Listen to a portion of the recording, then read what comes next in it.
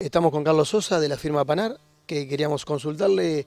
cómo van a hacer este año la campaña con respecto a los maíces de segunda y maíces tardío. Bueno, muchas gracias por la consulta. La verdad es que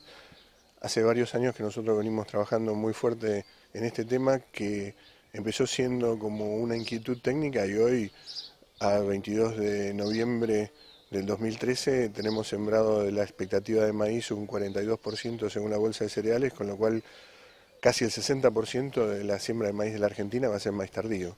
Entonces, creo que ya hablar de la conveniencia de la técnica es más bien de gusto, y lo más importante es focalizarnos en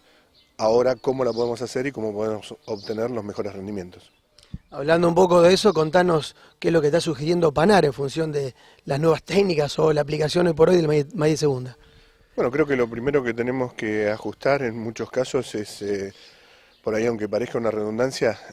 la fecha de siembra. Vamos a decir, ¿cómo la fecha de siembra? Yo siempre le digo a los productores, no se apuren. En ensayos y en corridas realizadas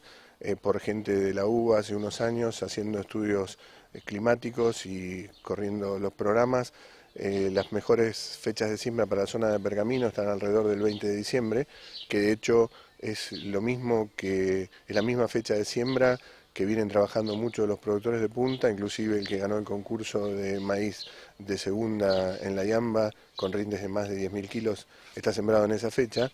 Esta fecha, por supuesto, está calculada para maíces que tengan una madurez relativa entre 115 y 120, que es la madurez que hay que poner en estos planteos. Y a medida que nos corremos hacia la zona de Pehuajó o hacia el sur, se adelanta un poco para el 10 de diciembre, y si nos corremos hacia el norte y nos vamos, por ejemplo, a Rafaela, tenemos que estar pensando ya sobre fin de diciembre como la fecha ideal. Ligado a esto, tenemos que pensar en el híbrido. ¿Qué híbrido es aconsejable? Por supuesto, venimos diciendo, no son los mismos híbridos que uno siembra de primera, porque las características del momento de llenado de grano son distintas, fisiológicamente los híbridos tienen que estar adaptados, las enfermedades son distintas y hay mucha más presión de tizón, entonces sí o sí el híbrido tiene que tener este buen comportamiento. Por otro lado, también tenemos que ver el tema de los traits, o sea, qué eventos tienen estos híbridos, y en este sentido podemos decir que sí o sí los tres tienen que ser MG, Hércules o alguna combinación de los mismos. Recientemente la firma Pioneer registró un nuevo evento que se llama Intrasec, que combina Hércules y MG y va a lograr un mejor control sobre lepidópteros, especialmente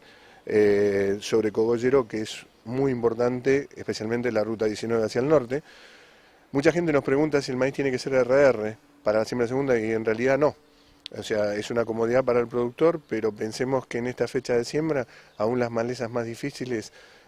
como por ejemplo podría ser el gramón, ya está nacido y nos da la posibilidad de hacer un muy buen control de presiembra, y después con los herbicidas preemergentes como atracina o algún graminicida podemos lograr un excelente control, por lo cual, digamos, no sería imprescindible que sea RR. El otro tema que tenemos que ajustar seguramente son las densidades,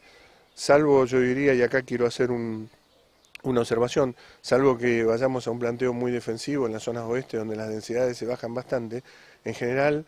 hay una tendencia a bajar la densidad, pero no debería ser mucha. En los ensayos o en las pruebas que hemos hecho nosotros, en un lote, por ejemplo, en Pergamino, que sembramos el año pasado sobre el mes de diciembre, y donde tuvimos más de 100 quintales de promedio con distintos híbridos, por supuesto que en función del híbrido es la respuesta a la densidad, pero encontramos con que hay alguna densidad que está por debajo de las 60.000 plantas donde empezamos a perder rendimientos y estamos apuntando a 10.000 kilos o más.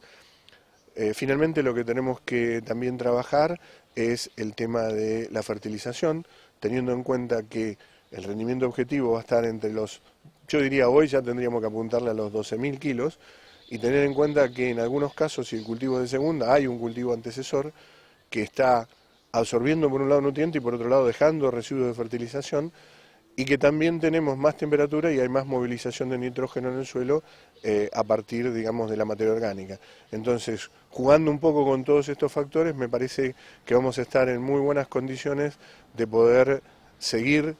trabajando sobre este muy buen piso de rinde, pero elevando los rendimientos y llegar a los 12.000-13.000 kilos con un maíz tardío de segunda.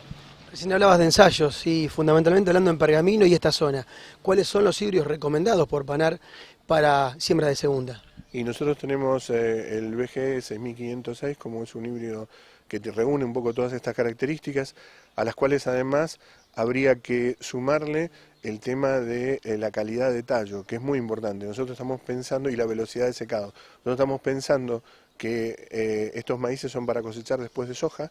y vamos a llegar con alrededor de 18 o 20% de humedad en el mes de julio, y si queremos cosechar seco prácticamente vamos a tener que esperar hasta septiembre, como ha pasado este año, que encontramos muchos maíces todavía sin cosechar. Entonces dentro de la línea de Panar tenemos varios híbridos, cada uno con sus características, pero los más importantes serían el BG 6506 y BG 6607.